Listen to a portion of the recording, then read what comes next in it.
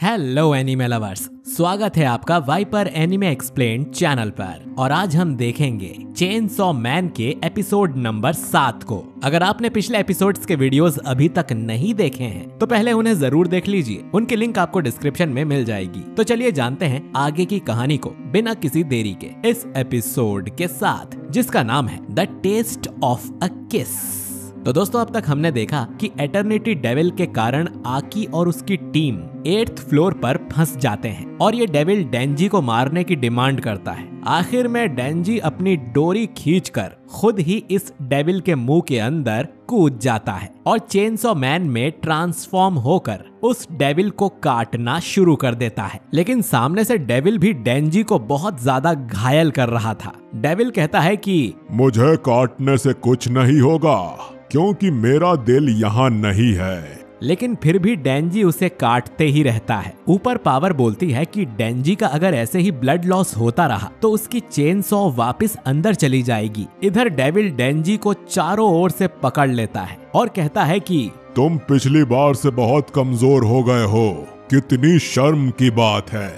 अब काफी खून बहने से डेंजी की चेनसॉ वापस अंदर चली जाती है तो डेंजी डेविल को ही काट कर उसका खून पी लेता है, जिससे कि वो वापस से हील हो जाता है और डेविल को काटते हुए बोलता है कि तुम्हारा गटर के पानी जैसा खून भी स्वादिष्ट लगता है क्योंकि तुम्हारा दर्द से बुरा हाल है। अब हमें हिमेनो का पास्ट दिखाया जाता है, जहां वो कब्रिस्तान में बैठी थी और उसके सीनियर किशिबे ने उसे बताया था डेविल्स उनसे ही डरते हैं जिनके दिमाग का पेज हिला हुआ होता है। तुम्हारे अब तक के सभी पार्टनर्स बहुत समझदार थे, इसीलिए मारे गए। समझदार लोग डेविल्स से डरते हैं, जिससे डेविल और ज्यादा स्ट्रॉन्ग हो जाता है। वो नया लड़का आकी भी समझदार है क्या? जिस पर हिमेनो बताती है कि कोई भी समझदार इंसान गन डेविल को मारने के सपने नहीं देखता। किशिबे बोलता है कि तुम भी तो हंटर इसीलिए बनी थी ताकि गन डेविल को मार सको, लेकिन तुम तो पागल नहीं हुई। लगभग सभी हंटर्स गन डेविल को मारने के सपने देखते हैं, ये कोई बड़ी बात नहीं है। लेकिन एक सनकी इंसान के मन में क्या चल रहा है ये डेविल को पता नहीं होता और इसीलिए वो उससे डरते हैं। किशिबे फिर ये कहकर चला जाता है कि आकी को जल्दी ट्रेन करो, वो गन डेविल के टुकड़े इकट्ठा कर रहा है। वो दिन दूर नहीं जब उसका सामना गन डेविल से होगा। अब इसके बाद हिमेनो आकी के साथ डिनर करने जाती है और उसे कहती है कि उन दोनों को सिविलियन हंटर बन जाना चाहिए। उसे बहुत अच्छा ऑफर मिला है जिसमें उन्हें पैसे भी खूब मिलेंगे और गन डेविल को ढूंढना भी नहीं पड़ेगा। आकी कहता है कि वो चाहे तो जा सकती है, लेकिन आकी कभी हंटर की जॉब नहीं छोड़ेगा। अब हिमेनो मन में सोचती है कि अगर आकी का सामना गन डेविल से हुआ तो वो जरूर मारा जाएगा। इसीलिए नहीं कि हम लोग स्ट्रॉन्ग नहीं हैं या गन डेविल पलक झपकते ही सैकड़ों को मार सकता है, लेकिन इसीलिए कि आकी एक सुलझा हुआ नॉर्मल इंसान है बाकी सब की तरह। अब इधर डेंजी लड़ते लड़ते बेहोश हो जाता है तो हिमेनो अपने घोस्ट हैंड से उसकी डोरी वापस खींच देती है और मन में सोचती है कि लेकिन ये लड़का ये पूरी तरह से पागल है, ये गन डेविल को जरूर मार पाएगा। नीचे डेंजी बोलता है कि मेरे दिमाग में एक कमाल का आइडिया आया है, मैं तुम्हें काटता रहूंगा और तुम्हारा खून पीता रहूंगा जिससे कि मैं हील होता जाऊंगा और हम तब तक लड़ेंगे जब तक मुझे तुम्हारा दिल नहीं मिल जाता। और मैंने तो परपेचुअल मोशन मशीन की खोज कर ली, अब तो नोबेल प्राइज पक्का है। अब कुछ समय बाद आकी को होश आता है और वो हिमेनो से पूछता है कि कितना टाइम बीत गया। हिमेनो उसे बताती है कि डेंजी 3 दिन से एटर्निटी डेविल से लड़ रहा है और वो जीत गया। इधर हम देखते हैं कि एटर्निटी डेविल को इतना ज्यादा पेन हो रहा था कि वो खुद ही अपना हार्ट डेंजी के सामने कर देता है और उससे भीख मांगता है, इसे काट कर मुझे मार दो। डेंजी डेविल का दिल काट कर उसे मार देता है और फिर सभी उस होटल से बाहर निकल आते हैं। बाहर आते ही डेंजी बताता है कि मुझे गन डेविल का टुकड़ा मिल गया है और ऐसा कहकर वो बेहोश हो जाता है क्योंकि वो 3 दिन से बिना रुके लड़ रहा था। पावर और हिमेनो आकी और डेंजी को लेकर हॉस्पिटल जाती हैं और कोबैनी और हिरोकाजू सेक्टर में रिपोर्ट देने जाते हैं। कुछ समय बाद हिमेनो आकी से कहती है कि उन्हें सभी नए हंटर्स को वेलकम पार्टी देनी चाहिए। वो कभी एक साथ नहीं बैठे हैं और इससे उनके बीच बॉन्ड बढ़ेगा। कोबेनी और हिरोकाजु जॉब क्विट करने वाले हैं, तो शायद हम उन्हें मना भी लेंगे। उन्हें डेविल्स का डर तो है ही,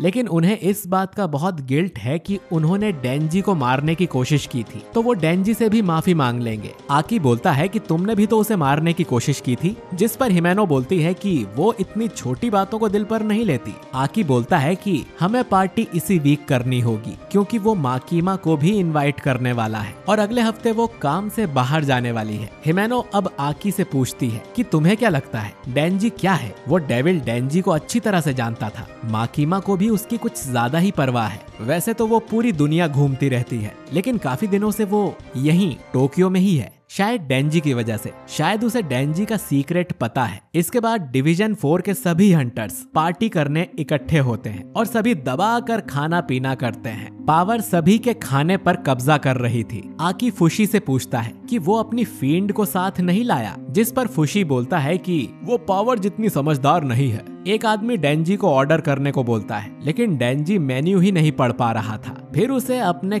किस के बारे में याद आता है, तो हिमेनो बोलती है कि अभी उसे शर्म आ रही है, नशे में होने के बाद वो उसे किस करेगी। अब एक सीनियर डेंजी से कहता है कि वो खुद को इंट्रोड्यूस करे और अपने बारे में सब कुछ बताए, जिस पर आकी बोलता है कि तुमने कौन से डेविल के साथ कॉन्ट्रैक्ट किया है ये पब्लिक में बताने की जरूरत नहीं है, ये बात उन्हीं को बताओ जिन पर तुम्हें पूरा भरोसा हो। और डेंजी बोलता है कि मेरा नाम डेंजी है, मेरी उम्र 16 साल है और मेरी हॉबीज हैं खाना और सोना। सब चौंक जाते हैं कि ये तो बहुत छोटा है और हिमेनो उससे पूछती है कि उसने कहीं शराब तो नहीं पी, जिस पर डेंजी बताता है कि मैं तो बस चाय पी रहा हूँ। फिर हिरोकाजु खुद को इंट्रोड्यूस करता है कि वो 20 साल का है और उसने फॉक्स डेविल के साथ कॉन्ट्रैक्ट किया है। डेंजी पूछता है कि फॉक्स डेविल से तो आकी ने कॉन्ट्रैक्ट किया है ना, जिस पर आकी एक्सप्लेन करता है कि फॉक्स डेविल इंसानों के साथ बहुत फ्रेंडली है और उसने कई सारे हंटर्स के साथ कॉन्ट्रैक्ट किया हुआ है। हिमेनो बताती है कि लेकिन उसका हेड सिर्फ हैंडसम लोग ही यूज कर सकते हैं, जैसे आकी।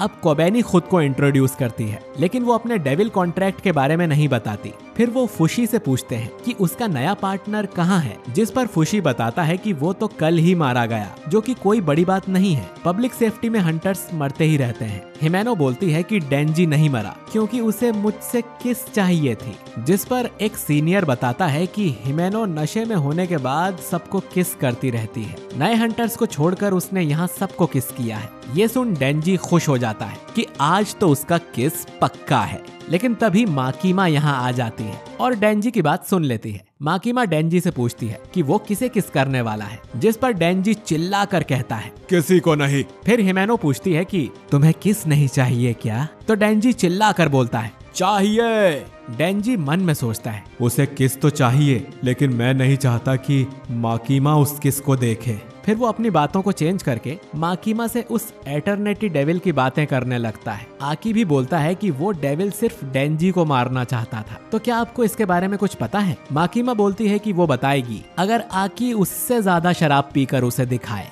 इसके बाद जमकर शराब पीने से सबकी हालत खराब हो जाती है। एक सीनियर पावर की तारीफ करते हुए बोलती है कि तुम्हारा फील्ड होकर भी इंसानों को खाने का मन नहीं करता, जिस पर पावर कहती है कि उसका आईक्यू बाकी फील्ड से ज्यादा है इसीलिए, जबकि पावर को पता भी नहीं था कि आईक्यू होता क्या है। पावर बोलती है कि उसका आईक्यू 100 है, जिस पर वो सीनियर कहती है कि ये तो बहुत नॉर्मल है, मेरा आईक्यू 120 है और फुशी का 134। अब ये सुन पावर कहती है कि उसका आईक्यू 500 है, नहीं 1000 है। इसके बाद हिमेनो अचानक ही डेंजी को पकड़कर उसे किस करने लगती है और सब उन्हें देख रहे थे। डेंजी मन में सोचता है कि माकीमा हमें देख रही है, लेकिन किस करने में उसे मजा भी बहुत आ रहा है। अरे ये स्वाद कैसा है? अब क्योंकि हिमेनो ने बहुत ज्यादा शराब पी हुई थी, तो वो डेंजी के मुंह में ही उल्टी कर देती है।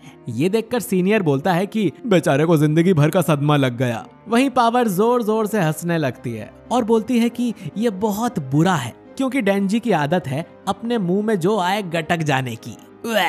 इसके बाद हमें एक फ्लैशबैक दिखाया जाता है। जब डेंजी छोटा था तब वो और पोचिता कचरे में से खाना ढूंढकर खाया करते थे। तभी डेंजी 3 चूहों को देखता है जो कि किसी शराबी की उल्टी खा रहे थे और वो उन पर हंसते हुए कहता है पोचिता देखो, इन मूर्ख प्राणियों को किसी आदमी की उल्टी खा रहे हैं, कितनी शर्म की बात है। अब कहानी वापस प्रेजेंट में आ जाती है और डेंजी बाथरूम में जाकर बहुत उल्टियां करता है। हिरोकाजु उसे दिलासा देता है कि सब ठीक हो जाएगा, बल्कि उसे तो डेंजी से जलन होती है क्योंकि वो इतना टैलेंटेड हंटर है। डेंजी बोलता है कि मुझसे जलन होती है, जरा देखो मुझे, मेरा पहला किस उल्टी से हुआ है। पार्टी खत्म होने के बाद सारी पेमेंट माकीमा करती है और देखती है कि हिमेनो डेंजी को अपनी पीठ पर उठाकर अपने साथ ले जा रही है। उसके बाद रात में ही डेंजी को होश आता है और वो पूछता है कि मैं कहाँ हूँ। तभी हिमेनो उसके पास आती है और दोबारा से उसे किस करती है। फिर वो सोचती है कि डेंजी उसके घर में क्यों है, शायद वो ही उसे लाई होगी। तो तुम